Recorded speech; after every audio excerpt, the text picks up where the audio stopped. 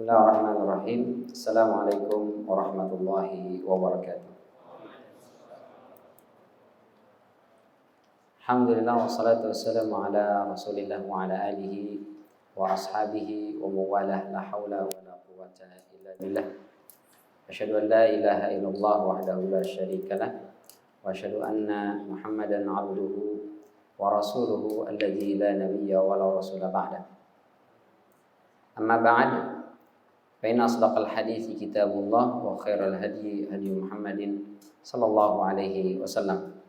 اللهم أخرجنا من ظلمات الوهم وافتح لنا أبواب العلم وأكرمنا بنور الفهم وسهل أخلاقنا بالحلم. اللهم لا سهل إلا ما جعلته سهلا وأنت تجعل الحزن إذا شئت سهلا برحمتك يا أرحم الراحمين.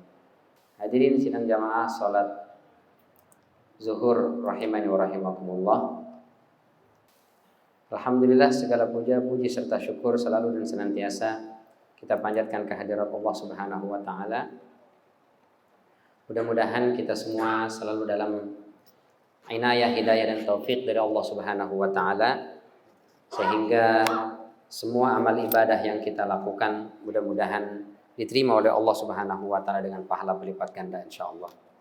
Salawat beriring salam tak lupa kita sampaikan kepada junjungan kita Nabi besar Muhammad sallallahu alaihi wasallam, kepada keluarga beliau, kepada para sahabat beliau dan juga kepada para pengikutnya, yang mudah-mudahan kita semua yang hadir di sini dan keluarga kita dimanapun berada masuk ke dalam barisan pengikut Rasulullah sallallahu alaihi wasallam, yang mudah-mudahan besok di yaumul qiyamah kita semua bisa mendapatkan syafaat dari beliau insyaallah. Amin ya rabbal alamin. Bapak Ibu hadirin rahimani wa rahimakumullah. Insyaallah mudah-mudahan kita semua masuk dalam surga. Kata Allah dalam surat Az-Zukhruf ayat 70 itu, udkhulul jannata antum wa azwajukum tuhbarun. Orang-orang yang beriman, orang-orang muslim itu akan dikatakan kepada mereka, udkhulul jannah, masuklah kalian ke dalam surga, antum kalian, wa azwajukum, dan pasangan-pasangan kalian, tuhbarun, dalam kondisi dibuat bahagia dan gembira insyaallah. Jadi mudah-mudahan kita masuk surganya bersama dengan pasangan kita masing-masing insyaallah. Biasanya kalau didoain masuk surga bareng pasangan, yang ibu-ibu amin kenceng, yang bapak-bapak enggak. Kalau ditanya kenapa bapak-bapak kok enggak amin didoakan masuk surga bareng dengan pasangan? Sebelum saya jawab, Ustaz, saya boleh nanya juga enggak? Apa itu? Bukankah di surga itu katanya banyak bidadari, Ustaz? Terus kalau di surga banyak bidadari, kenapa saya mesti sama dia lagi, Ustaz? Udah 30 tahun, 40 tahun, Ustaz. Masya Allah. Saya sudah hafal betul semuanya. Gimana tuh, Bu? Bapak-bapak maunya sama yang bidadari katanya. Insya Allah, nggak usah khawatir. Kita masuk surga itu, kitalah rajanya, kitalah permaisurinya di sana. Bidadari-bidadari itu pelayan sejatinya. Dulu Ummu Salamah nanya ke Rasulullah, ya Rasul, besok di surga itu nahnu nisa'ul muslimina afdal amil hurul ain. Yang lebih cantik itu siapa? Kami wanita muslimah ataukah bidadari yang ada di surga? Kenapa ini ditanyakan oleh Ummu Salamah? Karena buat perempuan penting, Pak. Buat kita laki-laki nggak ada masalah, yang penting masuk surga. Mau casing kita kayak gimana kayak, yang penting surga. Perempuan nggak bisa gitu. Kita jalan sama bini kita ke mall atau masuk ke restoran. Masuk restoran, rumah makan tuh, biarpun dia yang ngajakin kita masuk restoran. Begitu kita duduk, datang tuh pelayan. Biasanya kalau di restoran mahal, semakin mahal restorannya, pelayannya semakin cantik atau semakin jelek? Semakin bau ketek atau semakin wangi? Biasanya semakin mahal, semakin cantik, semakin muda, semakin seksi. Itu pelayan datang, kita liatin aja tuh pelayan. Itu istri yang meskipun dia yang ngajak makan ke restoran itu, dia langsung ngajakin pulang. Pulang aja, pulang. Gak jadi makan, gak usah. Tuh, tadi kan sampai yang ngajakin makan di sini. Gak jadi. Yang tadinya makan enak berubah jadi enek.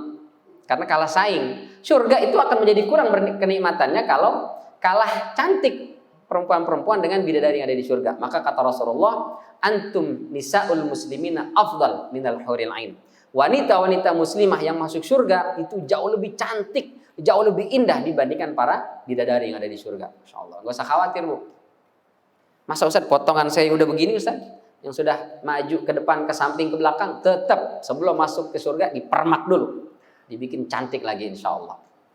Nah, di antara fasilitas di surga itu adalah Allah sediakan rumah, sebagaimana doanya Asiyah bintu Muzahim ini di surat At-Tahrim ayat 11. Idz qalat, ingatlah ketika Asiyah berdoa, Rabbi, wahai Tuhanku, ibni, bangunkan li untukku indaka di sisimu baitan, sebuah rumah fil jannah, di surganya Allah Subhanahu wa taala.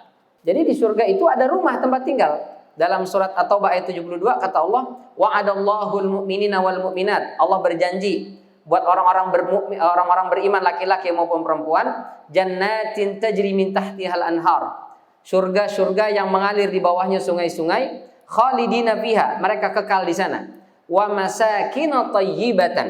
Mereka akan mendapatkan masakin. Masakin jamak dari maskan, tempat tinggal. Rumah, istana yang itu thayyibah. Apa makna thayyibah? Selain secara fisik indah, megah, bagus, dia mendatangkan kedamaian, mendatangkan ketentraman. Karena kalau di dunia ada rumah indah, megah, luar biasa, 3 lantai, bahkan untuk naik ke lantainya butuh lift, kolam renangnya ada, Masya Allah, pernak-perniknya, furniturnya indah, mahal, luar biasa. Tapi penghuninya Masya Allah, yang satu selingkuh, yang satu main serong, ini broken home, yang macam-macam. Nauzubillah min dzalik. Rumah indah, megah, tapi tidak mendatangkan kebahagiaan. Sementara boleh jadi ada rumahnya kecil, sederhana, tapi penghuninya damai, tentram. Nah itu masakinah thayyibah. Thayyibah tuh.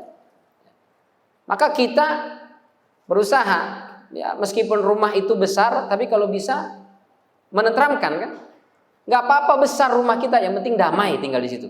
Daripada udah kecil, ribut mulu, cekcok aja kerjanya. Nauzubillah min dzalik. Berarti rumah itu tidak mendatangkan thayyibah. Di surga ini dia thayyibah, fisiknya besar, indah, luar biasa, dan dia mendatangkan kedamaian serta ketentraman. Itu rumah di surga yang tipe 5S, S. Sangat sempit sehingga selonjoran pun susah. Itu sempit, paling kecil. Itu kata Rasulullah SAW, dia masuk surga itu, masuk rumahnya itu butuh waktu 70 tahun untuk kelilingin rumahnya itu. Insya Allah. Di sini Bapak Ibu ada yang punya rumah besar, saking besarnya butuh waktu 7 jam, 7 tahun, 7 jam. Atau mungkin 10 menit, masuk pintu, 10 menit baru kelar keliling rumahnya. Mungkin ada kali ya. Atau mungkin ada yang bahkan 1 jam mungkin baru kelar. Masuk ke sini, 1 jam. Kalau saya pintu garasi ke dapur kelar itu nggak sampai 1 menit, kelar udah itu. Di surga yang paling kecil butuh waktu 70 tahun. Itu paling kecil. Dia pikir ini surga yang paling wah, paling istimewa. Padahal paling kecil, paling sederhana. Masya Allah. Dan itu mendatangkan kedamaian, ketentraman. Hakikatnya rumah untuk itu. Untuk apa kita punya rumah? Supaya tentram. Hiruk pikuk capek lelah kita bekerja, pulang ke rumah pengennya kan damai, tentram, sejuk, nyaman. Bukan kayak kapal pecah. Sampai sana ada ceramah, pusing ya. Jadi rumah di surga itu luar biasa. Fasilitasnya luar biasa. Tapi tidak ada kasur. Nggak ada. Kenapa? Karena penghuni surga tidak tidur Bapak Ibu. Kita di sana nggak tidur. Jadi ngapain? Melek aja terus. Melek aja. Kenapa? Karena tidur itu simbol lelah, capek. Di surga nggak ada capek, nggak ada lelah. Jadi mata itu segar terus. Insya Allah. Toilet nggak ada. Jadi fasilitas rumah di surga nggak ada ruang tidur, nggak ada toilet. Kenapa? Karena penghuni surga tidak buang air besar dan tidak buang air kecil. Kata para sahabat, kok bisa ya Rasul? Emang nggak pernah makan? Semua yang ada di surga boleh dimakan. Terus kemana makanan itu? Makanan itu semua jadi nutrisi buat tubuhnya. Sisanya keluar lewat sendawa dan keringat. Jadi udah selesai. Nggak perlu diet, nggak perlu takut berat badan. Makan aja semuanya, badannya tidak tambah melar, tidak takut asam urat, tidak takut gula darah naik, nggak ada. Dan tidak ada buang air kecil, buang air besar. Maka rumah di sana fasilitasnya nggak ada toilet. Masya Allah. Kok bisa ya Rasul, kata para sahabat? Kata Rasul, Dulu 9 bulan kau ada di janin perut ibumu, kau buang air kecil apa enggak? Enggak lah. Kau buang air besar apa enggak? Kalau buang air besar kita di plasenta itu kehirup lagi sama kita. Maka kata Rasulullah, 9 bulan kita dibikin hidup di janin ibu kita, enggak perlu buang air kecil, enggak perlu buang air besar, tuh bisa. Apalagi di surga, sangat mudah buat Allah Subhanahu wa ta'ala.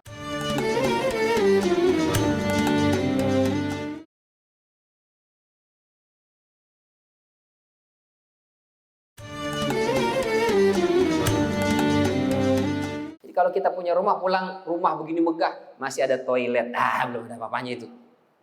Di surga nggak ada, nggak perlu toilet, insya Allah. Sakit juga nggak ada. Mohon maaf, dokter-dokter nganggur semua di sana. Nggak ada. Pilek, bengek, nggak ada sama sekali itu. Sehat terus, insya Allah. Maka kita berupaya supaya bisa dapat rumah di sana. Bagaimana caranya Ustaz supaya kita bisa dapat rumah di sana? Nah ini kita KPR. Nggak pakai KPR kali ya. Insya Allah ada amalan-amalannya, nggak perlu kredit. Nah, kalau kredit nggak lunas nanti gawat. Kalau surga, insya Allah langsung lunas. Apa amalannya? Yang pertama membangun masjid dengan ikhlas karena Allah. Kata Rasul Shallallahu Alaihi Wasallam, ini hadisnya riwayat Ibnu Majah dalam sunannya. Abu Tahir mengatakan sanadnya sahih. Kata Rasulullah, man bana masjidan lillahi kama hasqutatin au asghar banallahu lahu baitan fil jannah.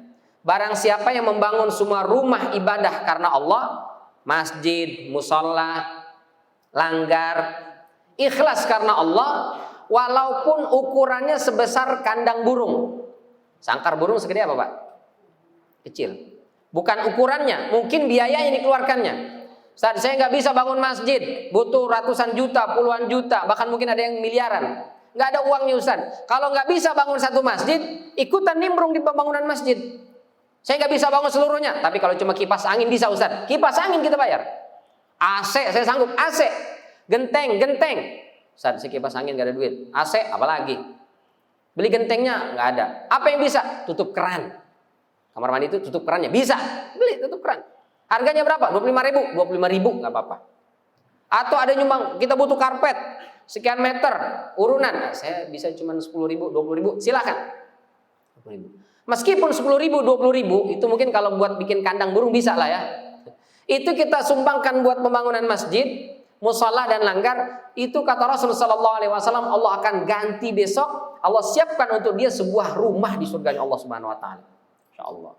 Meskipun cuma 20.000. Dan Allah itu mensifati dirinya dengan syakur. Apa arti syakur? Sangat berterima kasih. Kalau bahasa saya, Allah itu nggak dendaman. Misalnya nih, kita ngadain pesta, mungkin menikahkan anak, nyunatin anak. Kan orang pada kondangan tuh, datang. Begitu kondangan, pakai amplop, terus di amplop. Misalnya begitu kita buka dari Bapak Fulan, 50.000. Berapa kondangan teman-teman di sini berapa biasanya? 500.000. 500.000 atau 50.000? 50.000 kayaknya standarnya. Umpama kita ambil yang standar lah ya. 50.000. Kita buka nih dari Bapak Fulan 50.000. Tahun besok dia ngadain pesta, nikahin anaknya kah, nyunatin anaknya kah, kita diundang juga. Kita diundang datang kondangan. Kira-kira ngisi amplopnya 5 juta apa 500.000? 50.000 dong. Enak aja 5 juta Ustaz. Orang dia juga kemarin 50.000. Saya yang buka Ustaz. Saya yang buka, namanya jelas di situ. Begitu saya buka 50.000 satu lembar 50.000. Sekarang giliran dia nikahin anaknya, kita kondangan juga 50.000. Itu manusia tuh dendaman. Allah nggak gitu. Kalau Allah dendaman repot nanti. Ya Allah, mana istana, rumah yang kau sediakan untukku? Apa amalanmu? Saya sudah nyumbang buat pembangunan masjid. Berapa banyak? 50.000. Nah itu dia. Kecil amat ya Allah. 50.000 pengen gede. Kalau Allah dendaman. Tapi Allah nggak gitu. 50.000 kah dia? 20.000 kah dia? Untuk pembangunan masjid rumah Allah, Allah ganti tetap dengan istana di surganya kelak. Insya Allah. Allah sediakan rumah yang mewah dan megah. Meskipun cuma sebesar sangkar burung. Bahkan lebih kecil dari itu. Masya Allah. Nah, membangun masjid ini ada dua. Bisa bangun fisik, bisa bangun non fisik. Masjid ini udah ada Ustaz. Berarti kesempatan saya dapat rumah di surga udah habis dong. Masih ada. Mungkin fisiknya udah jadi, tapi kegiatannya belum ada. Ramaikan rumah Allah itu, masjid itu. Sehingga jangan sampai bermegah-megahan bangun masjid luar biasa indah habis miliaran, isinya cuma satu saf, dua saf yang sholat. Nggak ada kegiatan taklimnya, nggak ada kegiatan-kegiatan keagamaan di sana. Sepi, dibuka cuma hari Jumat doang. Sebegitu megahnya masjid, masya Allah. Kita yang meramaikan, kata Allah, innama ya'muru masajidallah man amana billahi wal yawmil akhir wa aqama shalah wa ata zakah wa lam yakhsha illallah fa asa ulaika yakunu minal muhtadin.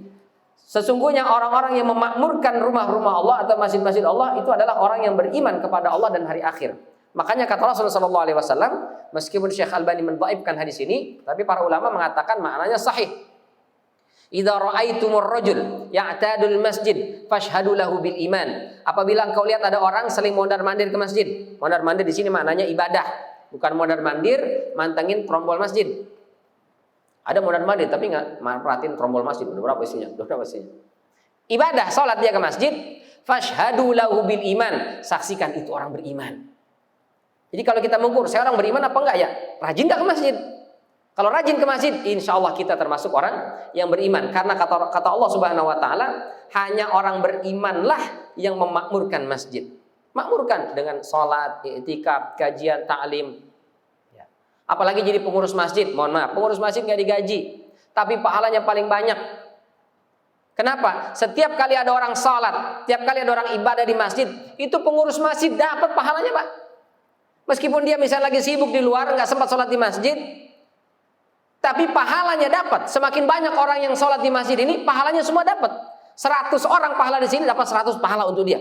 1000 orang yang sholat di sini dapat 1000. Pengurus masjid itu. Karena kata Rasulullah, man jahaza ghazian faqad ghaza. Barang siapa yang ikut menyiapkan bekal untuk peperangan, meskipun enggak ikut, dapat pahala fisabilillah, ikut dinilai berperang. Kita meramaikan masjid, kita sebagai pengurus masjid, itu dapat pahalanya. Itu ada orang itikaf di situ, kita enggak itikaf, dapat pahalanya. Masya Allah, luar biasa tuh. Jadi yang pertama supaya kita bisa mendapatkan rumah di surga, yang pertama adalah membangun masjid atau rumah Allah atau musalla atau apa lagi, langgar dan yang semisalnya. Yang kedua, ini amalan yang sangat ringan sekali ya. Ustaz, saya nggak bisa bangun masjid atau masjid udah rame, udah penuh, udah bagus-bagus semua. Amalan yang kedua, apa itu? Membaca surat Al-Ikhlas 10 kali. Masya Allah. Ini betapa baiknya ya Allah dan Rasulnya kepada kita. Supaya dapat surga itu KPR-nya nggak mahal. Cuman disuruh baca surat Al-Ikhlas. Yang insya Allah semua kita hafal. Ada yang nggak hafal surat Al-Ikhlas? Nggak ada, semua kita hafal itu. Itu surat favorit. Apapun sholatnya, kulhu bacaannya. Qobliyah ba'diyah kulhu udah pasti. Tahajud juga kulhu. Itu surat favorit pokoknya. Semua kita hafal.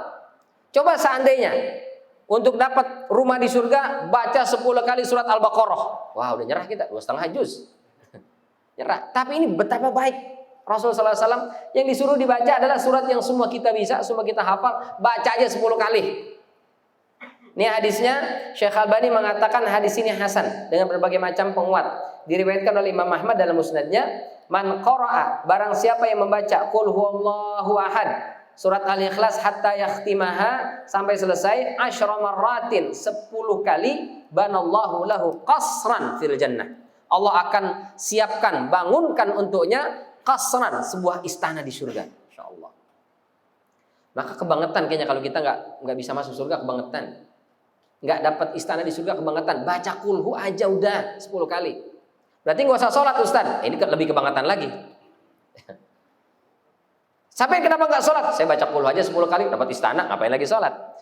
Nggak begitu. Justru kita dapat istana di surga kalau kita pasti masuk surga. Syarat masuk surga adalah muslim. Muslim dia ngerjakan rukun Islam, sholat, puasa, zakat, itu dikerjakan. Kan berarti kemudian ditinggalin sholatnya. Nah, baca kulhu. Kapan bacanya? Kapan aja sempatnya. Surat Al-Ikhlas. Pagi hari boleh, sore hari boleh, malam hari boleh, mau tidur boleh, bangun tidur juga boleh. Kapan aja. Tapi afdalnya kalau tidak di pagi hari, di sore hari. Itu yang afdal. Kalau enggak, ya sambil nyetir, sambil berkendara. Daripada kita mengumpat, macet banget si jalan ini, mendingan baca qul huwallahu ahad, Allahu samad, lam yalid walam yulad. Baca aja enggak apa-apa. Daripada kita memaki, mengumpat, knalpot asap kemana-mana, mendingan baca kulhu sering-sering. di perjalanan, mungkin naik kendaraan, baca qul 10 kali, itu dapat rumah di surganya Allah Subhanahu wa taala. Selanjutnya saya ingin lompat dulu ke yang gampang-gampang. Yang ketiga, baca qulhu ogah juga Ustaz. Bangetan sih ya. Oke, yang berikutnya adalah menutup celah ketika sholat.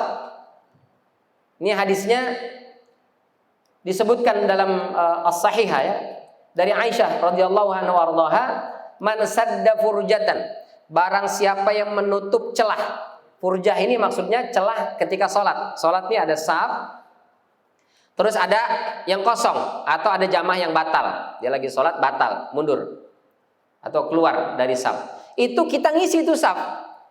Banallahu lahu baitan fil jannah. Allah siapkan sebuah rumah untuknya di surga. Masya Allah. Cuman ngisi saf, dapat rumah di surga. Wa rafa'ahu biha darajah. Allah angkat derajatnya satu tingkat, satu digit di surganya Allah Subhanahu wa taala.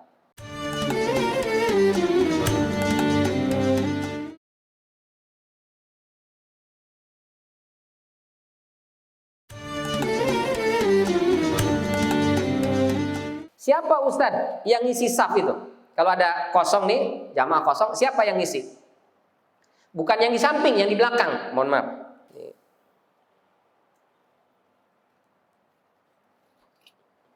Jadi kalau ada saf kosong itu, yang ngisi itu yang di belakang maju ke depan, bukan yang di samping geser. Geser. Kalau ya geser, nanti semua akan geser, gerak semua. Maka yang di belakang maju ke depan, maju. Ya, yang di belakang maju nutup saf. Ini yang belakang maju nutup saf, dia yang dapat rumah di surganya Allah Subhanahu wa taala. Dan ini jangan ragu, ini banyak ragu-ragu. Ustaz, katanya kan nggak boleh bergerak lebih dari 3 gerakan ketika sholat. Akhirnya geraknya dikit-dikit.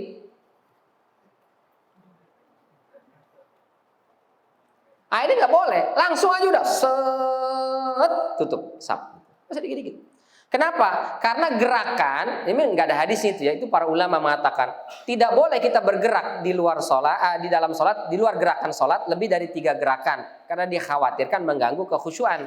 Tapi ada beberapa gerakan-gerakan itu malah justru wajib ketika kita sholat. Apa? Seperti ketika kita salah menghadap kiblat. Misalnya lagi ada tugas teman-teman kemana, keluar daerah, nyari masjid nggak ada, musola nggak ada, kita nggak tahu arah kiblat di mana, kompas nggak ada misalnya. Waduh, kemana nih? Udahlah, kayaknya sih kesini nih. Sholat ya, Allahu Akbar. Baru dapat 1 rakaat, tiba-tiba datang akamsi. Apa akamsi? Anak kampung situ. Dia kan tahu arah kiblat. Udah dapat 1 rakaat, dia bilang, Pak, mohon maaf, itu salah arah kiblatnya. Kita wajib bergerak apa enggak tuh? Harus. Tapi tunggu dulu instruksinya dia. Salah arah kiblatnya. Ya, yang benar kemana? Makanya kalau ngasih instruksi, kasih tahu. Salah Pak, yang benar ke kanan, gitu. Jangan salah. Iya, yang benar kemana? Biar kita benerin nih. Ke kanan, ke kanan. Yang benar ke kiri, Yang benar ke belakang muter. Itu wajib justru harus bergerak. Termasuk ngisi saf, nih, maju nih, bergerak, nggak apa-apa. Ketika lagi sholat ada saf kosong, maju aja, maju, set ke depan. Ustaz, mohon maaf saya tadi sebelum sholat naruh HP di depan. Bagaimana nih HP nasibnya? Ambil, maju ke depan. Jangan ditendang-tendang. Nah, udah HP kadang tas juga. Ambil aja, ambil, bawa, taruh lagi di depan, nggak apa-apa. Ini gerak yang diperbolehkan, nggak ada masalah. Nggak apa-apa bergerak. Maju ke depan. Rasulullah SAW kata Ali radhiyallahu anhu pernah sholat malam, terus ada kalajengking menyengat beliau. Itu belum selesai sholatnya, Rasul ambil sendalnya, pukul sampai mati. Itu berapa gerakan tuh?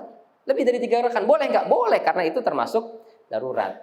Nah kalau zaman sekarang, insya Allah sholat kita nggak ada kalajengking. Masalahnya bukan kalajengking, HP yang jadi masalah. Padahal Imam sudah bilang, sawu sufufakum, lurus rapatkan saf. Yang bawa handphone, mohon maaf untuk di silent atau nonaktifkan. Sama dia lupa karena buru-buru taruh di bawah. Udah gitu aneh banget. Udah tahu jam sholat, ada aja tuh yang nelpon. Udah gitu pakai nada deringnya, lagu lagi kan. Waduh, sakitnya tuh di sini. Aduh, gimana nih? Kita mau matiin, bawa. Itu gimana tuh? Ambil aja, matikan. Kalau di kantong, ambil, matiin. Tapi yang diambil dilihat, ah iya bos, lagi sholat bos ya. Jangan, matiin aja. Mau bos kayak mau siapa kayak, bos kita adalah Allah Subhanahu Wa Taala. Kalau sedang sholat, nggak boleh angkat telepon, matiin. Boleh, nggak ada masalah. Ini pergerakan yang diperbolehkan.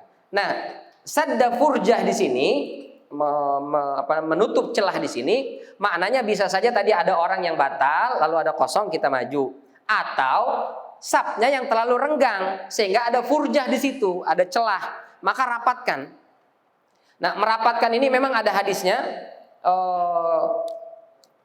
Kata Rasul sallallahu alaihi wasallam, "Sawu sufufakum," lurus rapatkan saf kalian. Lalu kata Anas bin Malik, karena Rasul bilang saf lurus dan rapat, lalu saya melihat wa kana ahaduna, hadisnya, salah seorang di antara kami yulziqu mankibahu ila mankibi sahibihi wa qadamahu ila qadami sahibihi. Menempelkan, saking pengen rapatnya, menempelkan bahunya dengan bahu rekannya, tumitnya dengan tumit rekannya, ditempelin.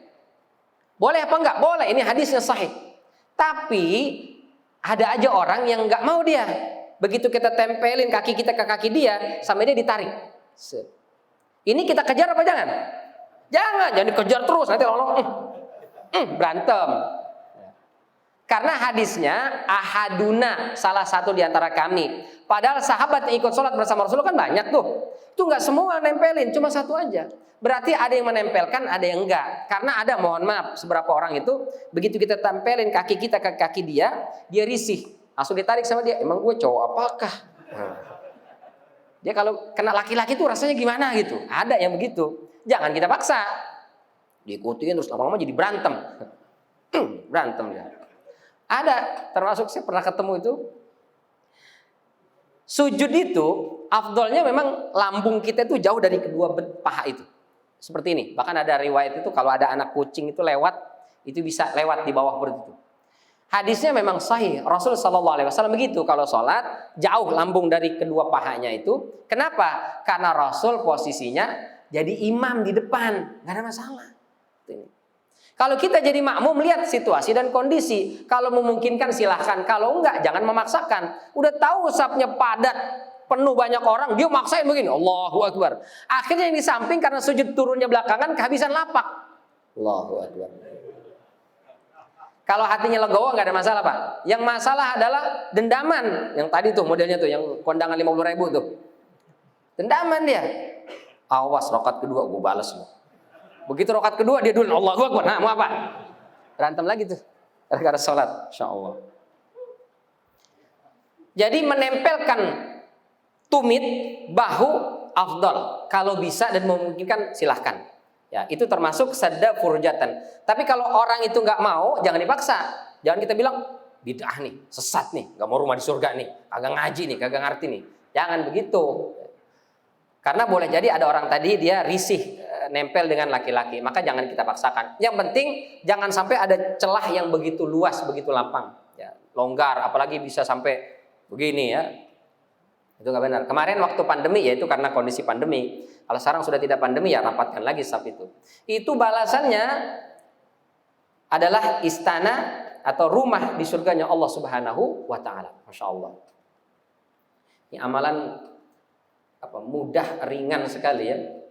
Kita bisa dapat istana atau rumah di surga itu cuman rapetin saf. Baca kulhu tadi 10 kali. Ikut nyumbang bangun masjid, ikut meramaikan masjid, memakmurkan masjid. Lalu apa lagi? Yang kelima, tidak berdebat, tidak berdusta, dan berakhlak yang baik.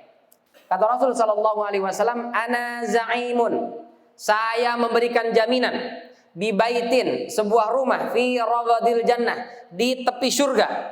Kira-kira kalau di pinggir rumah enak apa enggak tuh? Di hook, dapat di hook kita, hook. Di surga bagian hooknya tuh pinggir. Buat siapa? Liman tarakal mira wa in kana muhiqqan. Buat orang yang meninggalkan perdebatan meskipun dia benar. Luar biasa. Dia nggak mau berdebat. Kalau perdebatan itu hanya sekedar menimbulkan permasalahan, menimbulkan percekcokan dan pertengkaran. Tapi kalau debatnya untuk sesuatu yang maslahat, ya boleh, nggak apa-apa. Tapi kalau setelah debat malah jadi berantem, malah bertengkar, malah musuh-musuhan, tinggalkan. Kita meskipun benar, saya benar ini Ustaz, dia yang salah, ngalah aja. Karena kalau kita ngalah meskipun benar, dijamin oleh Rasulullah SAW dapat istana atau rumah di surga bagian pinggir. Masya Allah. Apalagi bentar lagi masuk musim pilpres nih, hati-hati itu. Oh, setiap grup isinya rame, debat aja itu. Nah, kita tahu hadis ini, enggak, saya mau dapat rumah di surga, enggak mau berdebat. Silahkan Anda menjagokan calon yang ini, calon itu, silahkan, tanpa harus mencaci, memaki, berdebat. Apalagi sampai ada suami istri berdebat, yang satu milih nomor 1, yang satu nomor 2, berantem aja suami istri nih. Nauzubillah min dzalik. Sampai tidur beda, pisah kamar. Padahal capresnya udah pada damai. Ini suami istri masih belum damai. Nauzubillah min dzalik. Hati-hati, jangan kita perbanyak perdebatan. Rentan sekali, di situ setan akan masuk, membuat kita emosi, membuat kita merasa benar, merasa paling masuk surga lah, paling ahli surga. Jangan berdebat. Kalau kata Imam Malik ya, ra'yi shawab wa ra'yu ghairi khata'. Tapi kata beliau, ra'yu shawab yahtamilul khata' wa ra'yu ghairi khata' yahtamilus shawab. Pendapat saya benar, tapi ada peluang salah. Pendapat selain saya salah, tapi ada peluang benar. Jadi mereka kalau adu argumen ya boleh-boleh aja, tanpa harus saling menyalahkan. Tinggalkan debat ya, supaya kita dapat istana di surga. Apalagi berdebat sama bini, Pak. Ngalah aja udah. Karena kalau nggak ngalah, dua kemungkinannya. Kalau nggak salah, kalah. Mendingan ngalah aja udah. Jangan debat. Jadi begitu istri bilang, "Pak, meskipun kita benar, rumah di surga. Rumah di surga, rumah di surga." Gitu aja udah. Karena kalau tidak salah, kalah kita, Pak. Udah ngalah aja lah. Insya Allah, Allah sediakan rumah di surga. Tinggalkan perdebatan. Karena boleh jadi menurut kita benar dari perspektif kita, tapi menurut dia mungkin juga benar dari perspektif dia. Tapi bukan berarti kemudian mengaburkan kebenaran. Ini juga nggak benar. Selama itu sudah tidak menyalahi sesuatu yang sudah qat'i. Kayak misalnya, berarti sholat ini yang benar bagaimana Ustaz? Di dalam Al-Quran disebut cuman aqimis sholah liduluki syamsi ila ghasaqil lail wa qur'anal fajr. 3 kali doang disebut. Dirikan sholat ketika tergelincirnya matahari, ketika malam, sama subuh. Berarti cuma 3 kali dalam surat Al-Isra, Ustaz. Ngapain kita sholat sampai 5 kali? Nah, ini baru ngaco nih. Ini harus kita debat. Ini nggak benar. Ya, sholat sudah qat'iyun, itu sehari semalam 5 kali. Nah, sekarang mulai rame tuh. Di beberapa ikhwan-ikhwan kita itu sholat sehari cuman 3 kali. Dan katanya ini yang cocok. 3 kali kayaknya oke ini. Daripada 5 kali. Akhirnya sholat 3 kali. Bahkan ada yang sholatnya cuma 2 kali. Pagi sama petang doang. Alhamdulillah. Nah, ini nggak benar. Jangan kita biarkan. Yang ini harus kita luruskan. Baik. Lalu yang kedua, wa bi baitin fi wasatil jannah, dan sebuah rumah di tengah surga liman tarakal kadzib, buat orang yang meninggalkan dusta, bohong, wa in kana mazihan, meskipun dia cuma bercanda. Ada orang yang senang nyeguyon, bercanda, tapi dia tidak mau pakai guyonan yang bohong, enggak mau dia. Yang dusta dia enggak mau. Nah, itu oleh Rasulullah SAW dijamin dapat rumah di tengah surga. Masya Allah.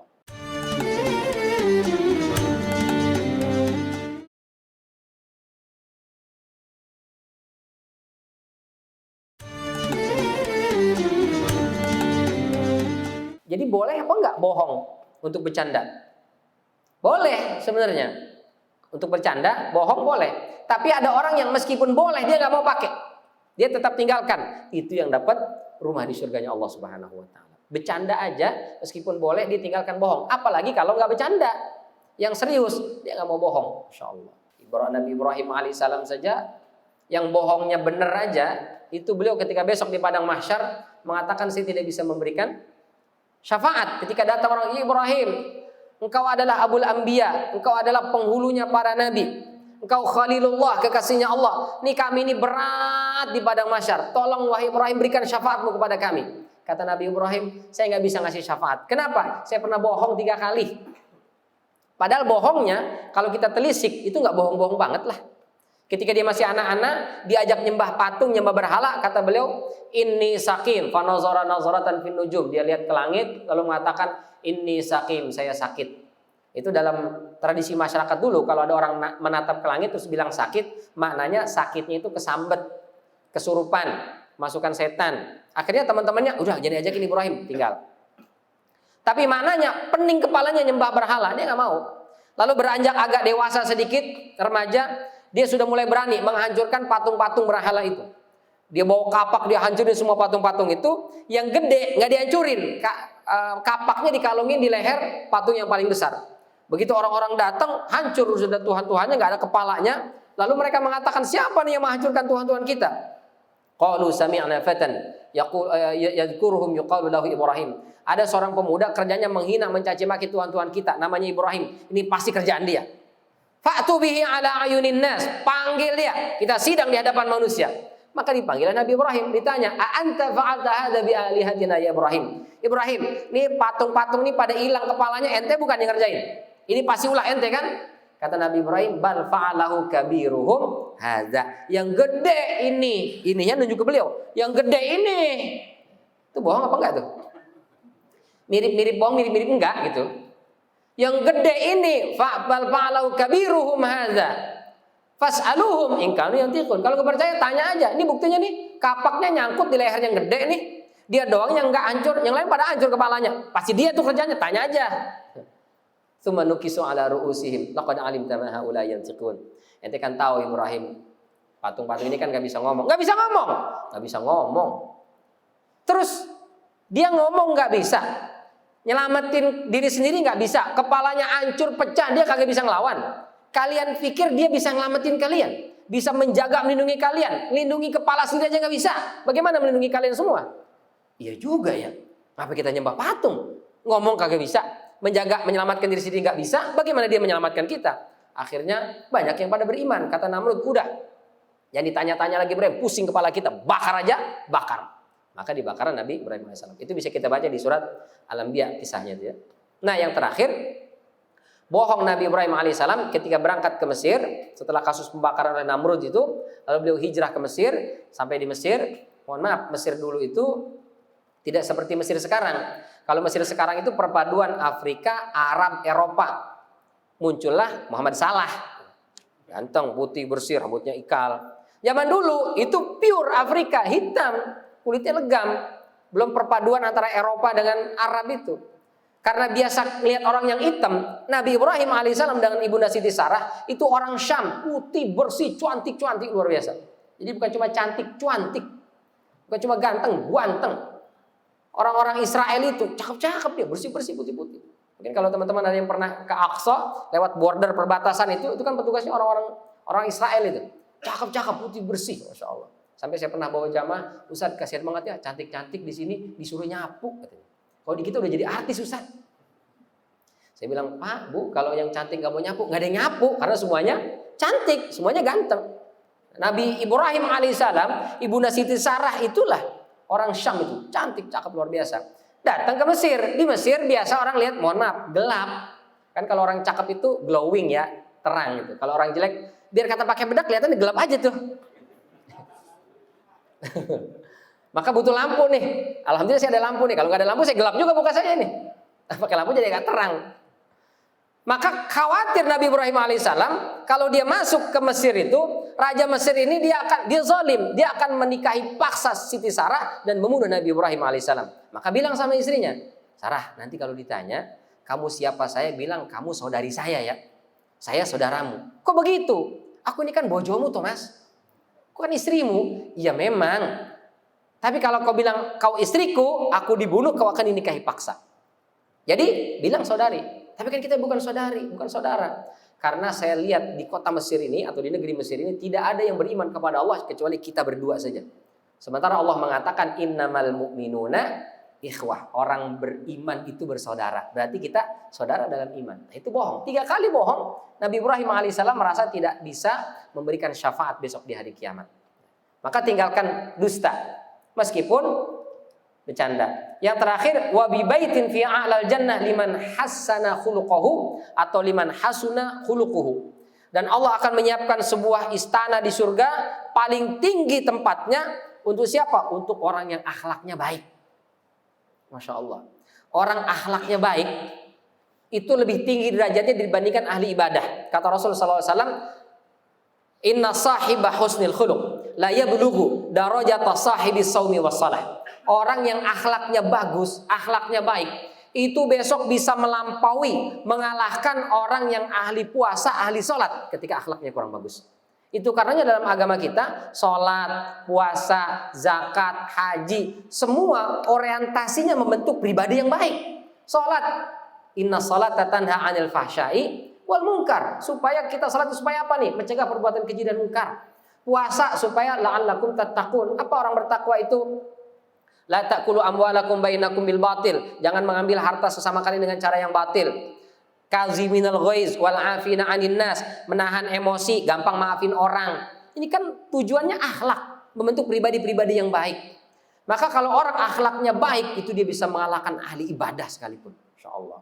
Nah, itulah tujuan syariat agama kita. Makanya jaminan dari Rasulullah SAW di surga itu rumah yang istananya itu di atas. Untuk siapa? Akhlaknya baik. Mudah-mudahan kita termasuk orang-orang yang berakhlak baik, tutur kata yang baik, tidak mencaci, tidak mencela, tidak memaki, tidak mengambil yang bukan hak kita.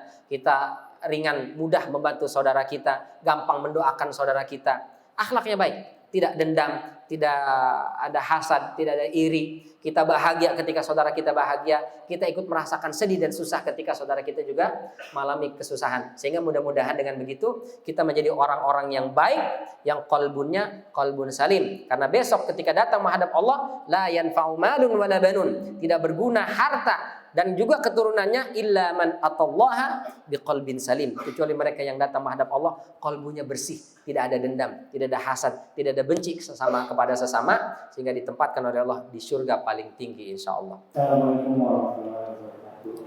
Waalaikumsalam warahmatullahi wabarakatuh. Ini biasanya di situ banyak ada sumbangan, terus dia nulis nama untuk sebulan, terus untuk siapa kita itu gimana, termasuk dia atau halnya untuk halnya diterima atau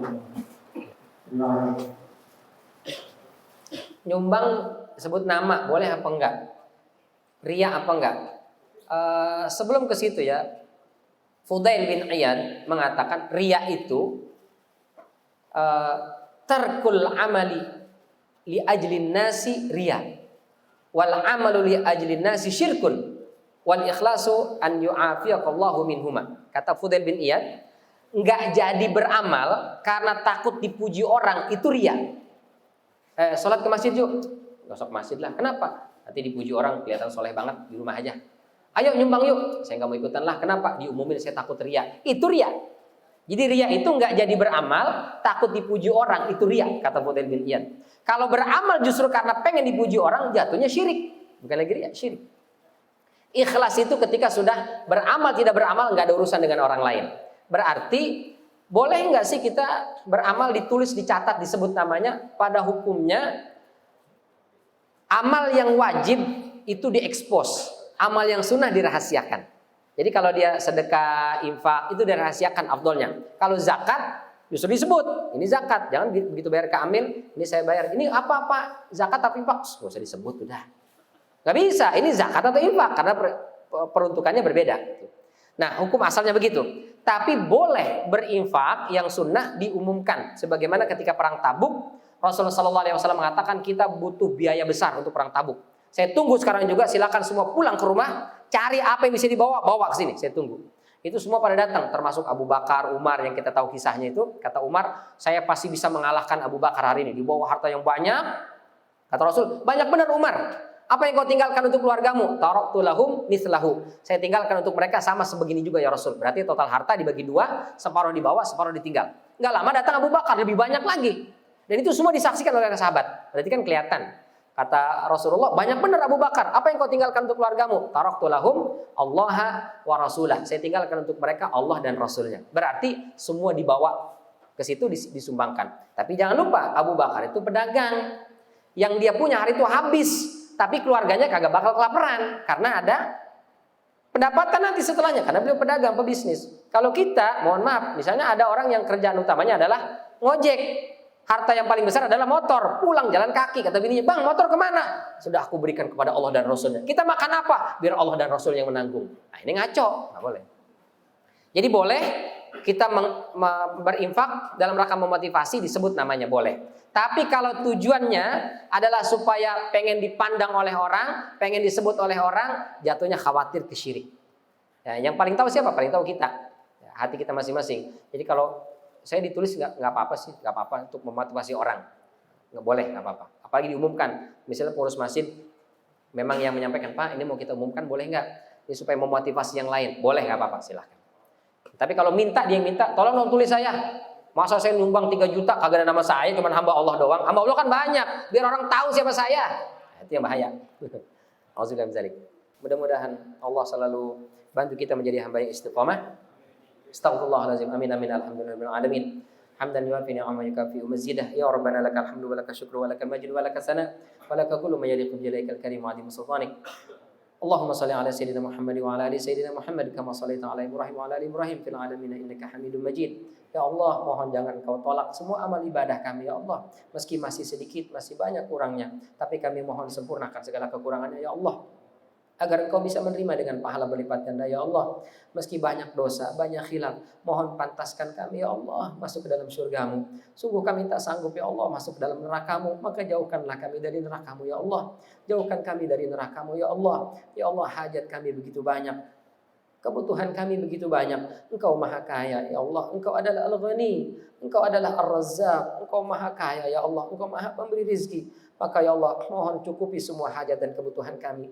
Penuhi semua doa dan pinta kami ya Allah. Sungguh kami tak datang kecuali kepadamu. Kami tak menyembah kecuali hanya Engkau ya Allah. Kalau Engkau tidak kabulkan doa dan pinta kami, maka kemana lagi kami harus memohon? Ke siapa lagi kami harus meminta? Engkaulah As-Samad, tempat kami bergantung ya Allah. Maka jangan Engkau kecewakan kami ya Allah. Engkau zat yang tak pernah mungkin mengecewakan hambanya ya Allah. Maka ya Allah, kabulkan semua doa dan pinta kami. Kabulkan semua hajat dan permintaan kami ya Allah. Ya Allah, berikan keberkahan dalam hidup kami. Setiap harta yang Kau titipkan kepada kami, jadikan harta itu barokah. Rumah yang kami tinggali berikan keberkahan. Anak istri kami berikan keberkahan ya Allah. Pekerjaan kami berikan keberkahan ya Allah. Dan umur kami Engkau berikan keberkahan. Ya Allah, mohon siapkan untuk kami di surgamu kelak rumah ya Allah yang bisa kami tempati dan tinggali. Rabbana atina fid dunya hasanah wa fil akhirati hasanah wa qina adzabannar. Subhana rabbika rabbil izzati amma yasifun wa salamun alal mursalin walhamdulillahi rabbil alamin. Terima kasih. Assalamualaikum warahmatullahi wabarakatuh.